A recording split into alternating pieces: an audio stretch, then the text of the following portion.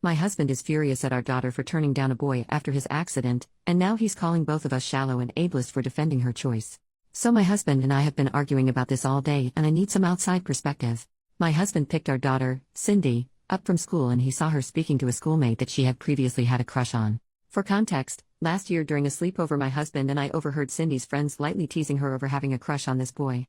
My husband also gently teased her with some innocent jokes like Cindy and boys sitting on a tree kissing type of silliness, and he sometimes brings it up randomly to tease her, like asking her if she wants to invite her boyfriend when we go on family outings. She never actually dated him or is even friends with him as far as we know. Her dad just likes to tease her.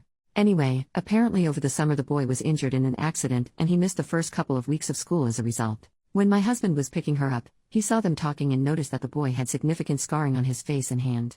When he asked her what happened to him and what they were talking about, saying that the boy looked disappointed, she explained to him about his accident and that he was just asking her out on a date but that she turned him down. My husband was furious at her and scolded her for being so shallow as to reject him because his appearance has changed. Cindy was crying when she got home. She told me all this and insisted she was polite when turning him down and was just not interested in him like that anymore. I told my husband to apologize to our daughter and that he never should have made her feel bad for turning down anyone's romantic advances. I told him that our daughter is old enough to decide who she is attracted to and it would be cruel of her to have said yes out of pity, thus leading him on. My husband is now saying that he sees me differently and that I should be ashamed for teaching Cindy to be a shallow monster and ableist. He is also angry that I undermined him when he was scolding our daughter and says we should not undermine each other's authority when disciplining our child. I was not doing it to undermine him. I just think it's not healthy to make our daughter feel guilty and shamed for not being interested in someone. I do feel bad for the boy, but I don't think it is anyone's place, neither mine nor my husband's, to tell Cindy she has to date someone or she's a bad person. Am I out of line for thinking this? Because my husband seems to think so. Update 2 days later. Hi everyone. I got a lot of responses yesterday and I thought I should update on what happened since I posted. I wanted to address some things first that I saw in the replies. 1. Many comments were either implying or outright saying that if my daughter's reasons for turning down the boy, I'll call him Sam, were primarily because of the change in appearance after his accident, then that would mean my husband was right that she was a shallow monster and I was enabling her. This didn't sit right with me and hurt to hear. But people also pointed out that if the roles were reversed, and it was my daughter whose appearance had changed and was then rejected by a boy, then I would probably be livid at the boy, right? These comments stuck with me and really made me think more deeply about this whole situation, and I'm really glad I was asked these things because it made me realize what lessons I wanted my daughter to get from this situation. I realized that although I would be upset if this happened to my daughter, I would not be upset at someone for rejecting her so long as they treat her with respect and dignity.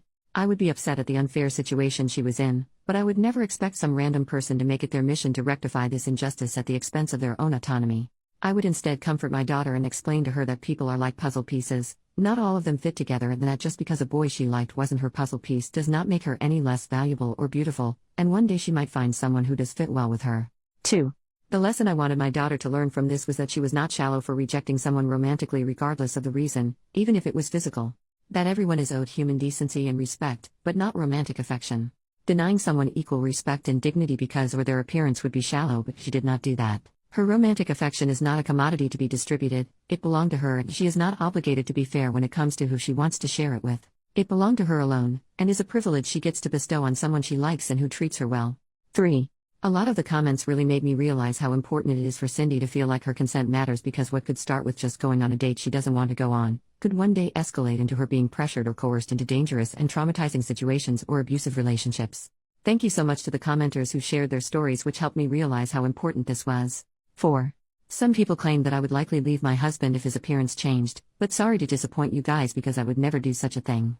I love my husband so much, my relationship with him is stronger than just dating or a crush. We built a life together, and his appearance changing would not change that.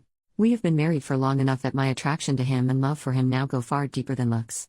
Maybe it would be a different story if we were just dating and barely knew each other, but things change once you make vows to each other to stick together in sickness or in health. 5.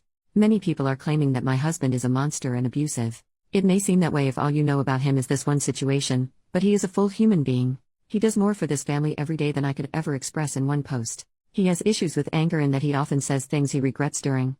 But when he cools off, he is always open to listening and communication. I know now how damaging his teasing of Cindy about Sam was last year, and I will make sure that doesn't happen again, but I assure you all that this is something he has done out of ignorance and not malice. He loves Cindy to bits and would never intentionally do something to harm her. Okay, onto what happened yesterday. Husband woke up and left the house early, so I didn't get a chance to talk to him. When Cindy woke up, I made sure she was okay and told her I wanted to talk to her about what happened the day before. Her friend's mom gave her a ride home and she got here before my husband did, so we were able to have a heart-to-heart. I told her that she doesn't need to explain to me or anyone why she changed her mind about Sam, and I explained to her all the things I mentioned above. That Sam was going through something very hard and she should be kind to him, but she does not owe him a date if she is not interested in him romantically. That she isn't shallow and should never feel pressured to do something with someone she doesn't want to do, and that her dad was upset and said things he didn't mean. Even so, he still loves her and so do I. She was starting to cry, so I held her for a while. She told me she was upset more than anything that her dad thinks of her as a bad person. This broke my heart, and so I told her I would talk to Dad about this when he gets home. When my husband got home, I told him we needed to talk about yesterday. He didn't want to at first, but I insisted and told him it was about Cindy's well-being, as she was still upset about it and even thinks that her own father thinks she is a bad person. This upset him and he said of course he didn't think that. I basically explained to him my thoughts above, and although he was a bit resistant at first and insisted that he just didn't want Cindy to become a shallow person, he really listened when I explained to him how people might take advantage of her if she starts to feel like her consent and her desires don't matter. I didn't show him the post I made, but I wrote down some of the comments and stories and told them to him. I told him they were stories I found on Reddit from people who experienced something similar. I didn't show him my post because so many comments were unfairly painting him as a monster and I was worried it would make him defensive. I think it broke through to him because he was really upset at the thought of our daughter one day being manipulated into staying with someone who was hurting her. He went to talk to her privately in her room while I prepared dinner, and afterwards she seemed a lot happier and was joking around with her dad again. Today, they're both planning to go bowling together as well. Thank you everyone for the advice, the stories, and for motivating me to stick to my decision to defend Cindy. You guys are awesome.